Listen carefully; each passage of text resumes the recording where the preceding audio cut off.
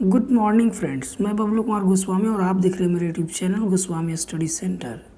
सो dear friends, आप सभी का स्वागत है मेरे यूट्यूब चैनल पर। फ्रेंड्स, आज इस वीडियो में हम पढ़ेंगे कक्षा 10 की एनसीईआरटी गणित पार्ट 1 वास्तविक संख्याएं। जी हाँ फ्रेंड्स, इस वीडियो को आप एक बार देख लो, प्रश्न को चुटकियों में हल कर दोगे। तो आइए फ्रेंड्स आज इस वीडियो में पढ़ेंगे कक्षा 10 के एनसीईआरटी गणित का पहला चैप्टर वास्तविक संख्या। तो फ्रेंड्स, वास्तविक संख्या पढ़ने से पहले इससे रिलेटेड कुछ मोस्ट इम्पोर्टेंट पॉइंट है, उसे जानना बहुत ही ज़रूरी है इस चैप्टर के लिए। तो आइए जानते हैं। तो पहला पॉइंट है प्राकृत संख्याएं। हालांकि इस पॉइंट्स के बारे में कक्षा 9 में आप पढ़ चुके हैं, लेकिन रिवीजन के लिए मैं बता दे रहा हूँ। तो फ्रेंड्स, प्राकृत संख्याएं नेचुरल नंबर्स, इसे कैपिटल एन से डिनोट करते हैं। तो प्राकृत संख्याएं किसे कहते हैं? तो देखिए, वैसी संख्याएं जो 1 से शुरू होकर अनंत तक चलती जाए उसे प्राकृत संख्याएं कहते हैं। जैसे 1, 2, 3, 4, 5, 6, 7, है ना। इसी तरह से अनंत तक चलती जाएगी। इसे हम क्या कहेंगे? प्राकृत संख्याएं। आई होप फ्रेंड्स आपको प्राकृतिक संख्याएं समझ में आ गया होगा। तो चलिए अगला पॉइंट पढ़ते हैं। अगला पॉइंट है पूर्ण संख्याएं, यानी कि होल नंबर्स, इसे कैपिटल डब्ल्यू से डिनोट करते हैं। तो फ्रेंड्स, पूर्ण संख्याएं किसे कहते हैं? तो देखिए, वैसी संख्याएं जो 0 से शुरू होकर अनंत तक चलती जाए उसे पूर्ण संख्याएं कहते हैं। जैसे 0, 1, 2, 3, 4, 5, 6, 7, है ना। यानी ऐसे भी कह सकते हैं इसे कि प्राकृत संख्याओं के पहले अगर शून्य लगा दिया जाए तो वह पूर्ण संख्याएं बन जाएगी। आई होप आपको पूर्ण संख्याएं समझ में आ गया होगा। तो चलिए अगले पॉइंट की ओर बढ़ते हैं। अगला पॉइंट है पूर्णांक। पूर्णांक यानी कि इंटीजर्स, इसे कैपिटल जेड से डिनोट करते हैं। तो फ्रेंड्स, पूर्णांक किसे कहते हैं? तो आइए देखिए, वैसी संख्याएं जिनमें धनात्मक संख्याएं तथा ऋणात्मक संख्याएं एवं 0 भी साथ में शामिल हो उसे हम पूर्णांक कहेंगे। जैसे देखिए 0, 1, 2, 3, 4, 5 डॉट डॉट डॉट, यानी 0 से शुरू होकर ये अनंत तक धनात्मक संख्याएं चलती जाए, और 0 से छोटी संख्याएं यानी कि -1, -2, -3, -4, इसी तरह से अनंत तक चलती जाए, इसे हम पूर्णांक कहेंगे। यानी जैसे 1 से शुरू होकर इधर अनंत तक धनात्मक संख्याएं चलती जाए उसे हम कहेंगे धनात्मक पूर्णांक। और इधर -1 से शुरू होकर इधर अनंत तक ऋणात्मक संख्याएं चलती जाए उसे हम कहेंगे ऋणात्मक पूर्णांक। और ये 0 है। 0 जो है फ्रेंड्स, वो ना तो धनात्मक पूर्णांक होता है और ना ही ऋणात्मक पूर्णांक होता है। तो कुल मिलाकर इसे कह सकते हैं कि वैसी संख्याएं जिनमें धनात्मक पूर्णांक तथा ऋणात्मक पूर्णांक एवं साथ में 0 भी शामिल हो उसे हम पूर्णांक कहेंगे। आई होप फ्रेंड्स आप पूर्णांक भी समझ गए होंगे। तो चलिए आगे बढ़ते हैं। अगला पॉइंट है परिमेय संख्याएं।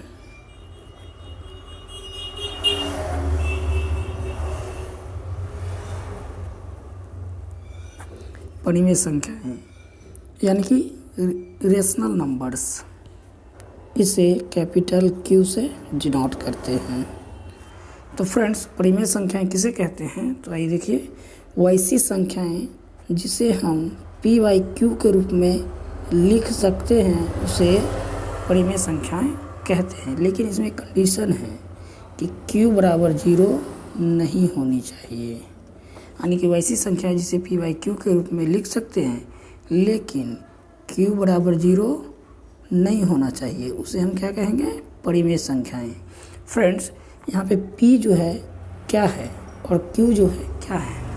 तो फ्रेंड्स ये जो p है एक पूर्णांक है और q भी है वो भी पूर्णांक है, लेकिन ये जो पूर्णांक q है वो 0 को छोड़कर और ये जो पूर्णांक है इसमें सभी पूर्णांक आ जाएंगे, है ना। तो p और q क्या हो गया? पूर्णांक। लेकिन यहाँ पे जो है q बराबर 0 नहीं होना चाहिए, इसलिए जो q पूर्णांक है वो 0 को छोड़कर होगा। जैसे फ्रेंड्स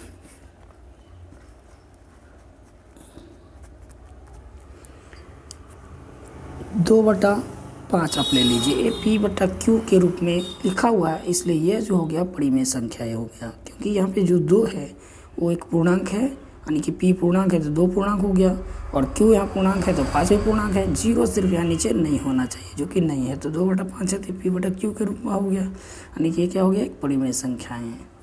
इसी तरह से 3/5 को आप ले सकते हैं, 5/4 को आप ले सकते हैं, ये सब क्या हो गया? परिमेय संख्याएं।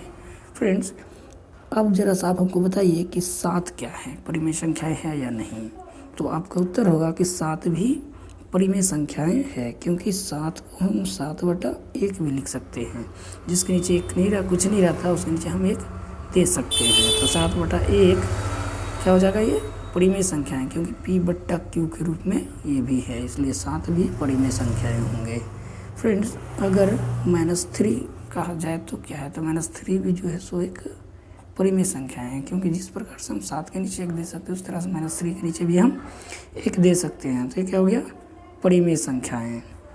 तो फ्रेंड्स यहाँ पे देख भी सकते हैं कि ऋणात्मक भी जो होता है हमारा पूर्णांक होता है और धनात्मक जो होता है हमारा पूर्णांक होता है। तो इस प्रकार से -3 भी जो है सो एक पूर्णांक है, तो इसके नीचे 1 दे सकते हैं, तो -3/1 परिमेय संख्या होगा, क्योंकि ये p/q के रूप का हो गया, है ना फ्रेंड्स। और तो और 22/7 भी परिमेय संख्या है, क्योंकि p/q के रूप का ये भी है। तो आई होप फ्रेंड्स आपको परिमेय संख्या बहुत अच्छे से समझ में आ गए होंगे। चलिए बढ़ते हैं अगले पॉइंट की ओर। तो अगला पॉइंट है अपरिमेय संख्याएं।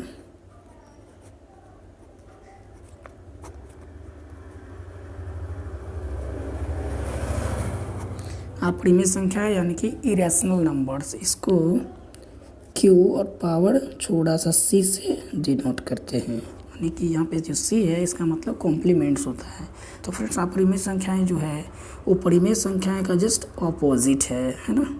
यानी अपरिमेय संख्याएं वैसी संख्या जिसे p/q के रूप में लिख सकते हैं और q बराबर 0 ना हो उसे परिमेय संख्या कहते हैं। लेकिन यहाँ पे हो जाएगा अपरिमेय संख्याएं जिसे हम p/q के रूप में नहीं लिख सकते हैं, है ना। वो क्या हो जाएगा? अपरिमेय संख्याएं। जैसे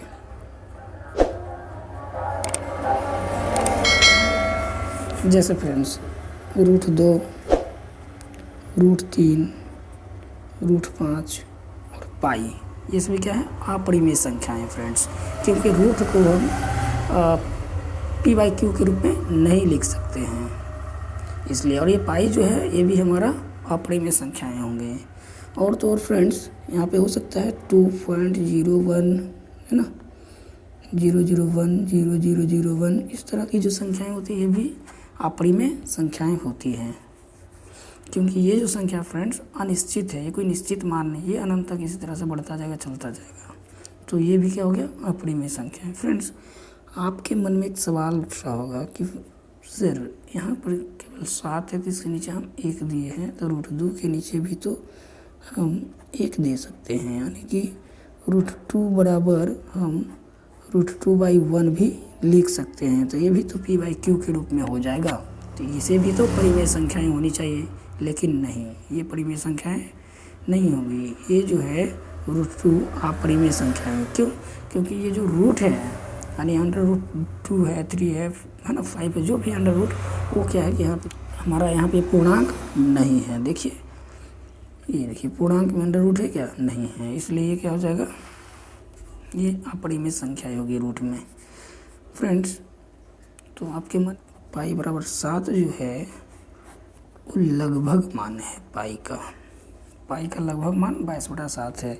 इसका एग्जैक्ट मान 22/7 नहीं होता है, इसलिए 22/7 जो है परिमेय संख्याएं है, जबकि पाई जो है अपरिमेय संख्याएं हैं। इसे क्वेश्चन को सोल्यूशन करने के लिए इसको हम मान लेते हैं ताकि हमारा सवाल जो है आसान हो जाए और बन जाए आसानी से, है ना, इसलिए। लेकिन ये जो है पाई वो अपरिमेय संख्या है, जबकि 22/7 जो है वो परिमेय संख्याएं हैं। आई होप आप समझ गए होंगे अपरिमेय संख्याएं किसे कहते हैं। तो चलिए फ्रेंड्स बढ़ते हैं अगले पॉइंट की ओर। वास्तविक संख्याएं,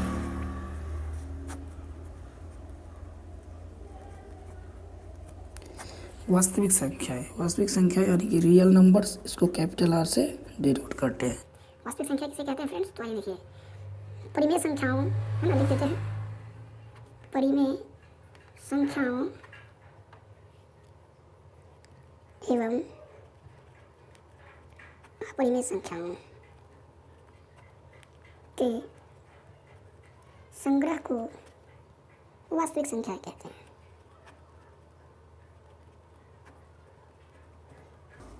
जी हाँ फ्रेंड्स, अभी हमने जितनी भी संख्या के बारे में पढ़े हैं वो सभी क्या हो जाएंगे, वास्तविक संख्या।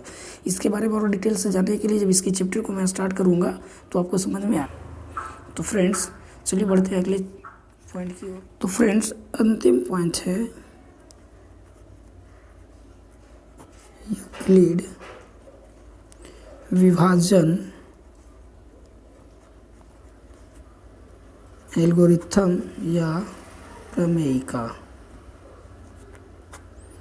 जी हाँ फ्रेंड्स, आप इसे एल्गोरिथम या प्रमेयिका दोनों में से कुछ भी कह सकते हैं, दोनों एक ही होता है। तो फ्रेंड्स ये जो पॉइंट है, इस पॉइंट को आप काफ़ी ध्यान से देखिए और समझिए, क्योंकि इस पॉइंट से ही आपकी जो एक वो प्रश्नावली 1.1 का जो प्रश्न है वो इसी पॉइंट के आधार बनने वाला है। तो फ्रेंड्स इसे आप पूरा ध्यान से देखें और समझें। तो फ्रेंड्स यूक्लिड विभाजन एल्गोरिथम, तो आइए इसे समझते हैं। फ्रेंड्स यहाँ आपको 2 पूर्णांक दिया, 15 और 6 2 पूर्णांक दिया गया है। आइए इसे हल करते हैं। फ्रेंड्स यहाँ मान लीजिए a बराबर 15 और b बराबर 6। आप टेंशन मत लीजिए कि a बराबर इसको क्यों मान लिए और b बराबर इसको क्यों मान लिए, आखिर a और b है क्या। तो आइए आगे आपको हम पूरा क्लियर कर दूंगा कि आखिर a क्या है और b क्या है, सो टेंशन मत लीजिए। तो चलिए फिर सबसे पहले हम इन दोनों को भाग लगा लेते हैं, यानी कि 6 से भाग लगा देंगे 15 में, 6 का भागा 15। फ्रेंड 6 से लगाइए, 6 दूनी आपका यहाँ लग जाएगा 12 और ये 1 कट गया और 5 में से 2 गया तो ये 3 हो गया। फ्रेंड्स आपको तो ये पता होगा कि इसे जो है शेषफल कहा जाता है, जो नीचे जो बचता है वो शेषफल हो जाता है, और इसे जो है भागफल कहा जाता है, और ये जो है भाजक। और यहाँ पर जो ये दिया हुआ है इसको भाज्य कहा जाता है। तो इस प्रकार से फ्रेंड्स ये जो 6 से भागा जो हम लगाए हैं इसको ऐसा लिख सकते हैं, 15 बराबर 6 गुने 2 प्लस 3, यानी 6 दूनी 12 3 15। इस तरह इसको हम लिख सकते हैं। तो फ्रेंड्स आप यहाँ देख सकते हैं कि ये जो 15 है इसको क्या कहा जाता है, भाज्य। तो यहाँ पे हम लिख सकते हैं ना भाज्य बराबर ये जो 6 है, ये 6 को भाजक कहते हैं, तो यहाँ पे लिख सकते हैं भाजक, और गुना 2 क्या है हमारा भागफल, तो यहाँ पे भागफल लिखेंगे, और प्लस 3 यानी 3 क्या है हमारा शेषफल, तो यहाँ पे लिखेंगे क्या हम शेषफल। तो फ्रेंड्स इस प्रकार से बन गया क्या, भाज्य बराबर भाजक गुने भागफल जोड़ शेषफल। तो फ्रेंड्स आइए कि भाज्य क्या है, भाजक क्या है और भागफल क्या है और शेषफल क्या है, ये इसे भी जान लेते हैं। तो भागफल को क्यों माना जाता है और शेषफल को r, और वहीं भाजक को जो है सो b और भाज्य को जो है सो a। तो फ्रेंड्स आपको तो पता चल गया होगा कि ए और बी हम क्यों माने थे, यानी जो बड़ी संख्या होता है उसको ए मानते हैं, जो छोटी संख्या रहेगा उसको बी मानते हैं। ओके फ्रेंड्स, तो ए जो होता है वो भाज्य होता है और बी जो होता है हमारा भाजक होता है। अब बाकी भागफल और शेषफल जो है सो निकालना होता है। तो फ्रेंड्स चलिए इसके हिसाब से हम बैठा लेते हैं कि जो भाज्य है, भाज्य हमारा क्या है ए, तो ये लिखेंगे ए बराबर भाजक क्या है बी, इंटू भागफल क्या है हमारा क्यू, और प्लस शेषफल क्या है हमारा आर। तो फ्रेंड्स इस प्रकार से ये जो स्टेटमेंट तैयार हो गई है ये हमारा यूक्लिड विभाजन एल्गोरिथम का स्टेटमेंट है फ्रेंड्स। जी हाँ फ्रेंड्स, आगे जो प्रश्न जो बनाएंगे हम प्रश्नावली 1.1 का, उसमें इसी फॉर्मूला का प्रयोग किया जाएगा, इसी स्टेटमेंट के माध्यम से वो बनेगा फ्रेंड्स। तो फ्रेंड्स यहाँ पर थोड़ा सा और एक पॉइंट है कि देखिए ये हमारा भाजक हो गया, ये हमारा शेषफल हो गया, तो शेषफल जो हमारा आएगा फ्रेंड्स वो या तो 0 होगा या तो 0 से बड़ा होगा, लेकिन इससे कभी भी बड़ा नहीं होगा, क्योंकि अगर इससे बड़ा हो गया तो फिर से एक बार भाग लग जाएगा, है ना फ्रेंड्स। इसको हम इस प्रकार से लिख सकते हैं, शेषफल जो है या तो 0 होना चाहिए या 0 से बड़ा होना चाहिए, लेकिन भाजक से बड़ा नहीं होना चाहिए, कुछ इस प्रकार से होगा। इसी तरह से आपको 2 पूर्णांक दिया रहेगा और कहा जाएगा कि यूक्लिड विभाजन एल्गोरिथम की सहायता से, है ना, आप HCF ज्ञात करें। तो दोनों पूर्णांक में जो बड़ी पूर्णांक होगी उसको A मान लेंगे हम, और जो छोटी पूर्णांक होगी उसको B मान लेंगे हम, और कुछ इस प्रकार से उसको भाग दे देंगे हम, और हमारा भागफल और शेषफल इसको जब है ना तब तक भाग देते जाएंगे जब तक कि शेषफल 0 ना आ जाए। आगे हम प्रश्न बताएंगे तो आपको पूरी तरह से क्लियर हो जाएगा। चलिए फ्रेंड्स, यहाँ पे इसको जिस तरह से भी हम लिखें यहाँ पर, यानी कि पहले ए होना चाहिए, उसके बाद बी होना चाहिए, बी का गुना क्यू होना चाहिए और प्लस आर होना चाहिए। कहने मतलब पहले भाज्य होना चाहिए ये, उसके बाद आपका भाजक होना चाहिए, है ना, उसके बाद भागफल, उसके बाद शेषफल। ये प्रक्रिया चलती रहेगी जब तक कि शेषफल 0 ना आ जाए। तो फ्रेंड्स आई होप आपको अच्छी तरह से यूक्लिड विभाजन एल्गोरिथम गया होगा। तो चलिए फ्रेंड्स, अब मिलते हैं अगले वीडियो में प्रश्नावली 1.1 का प्रश्न लेकर के। तो फ्रेंड्स अब तक जो मेरे चैनल को सब्सक्राइब नहीं किए हैं तो मेरे चैनल को सब्सक्राइब, लाइक, कमेंट सब कर दे और बेल आइकन को भी प्रेस कर ले ताकि हमारे वीडियो का नोटिफिकेशन सबसे पहले आप तक पहुंचे। धन्यवाद।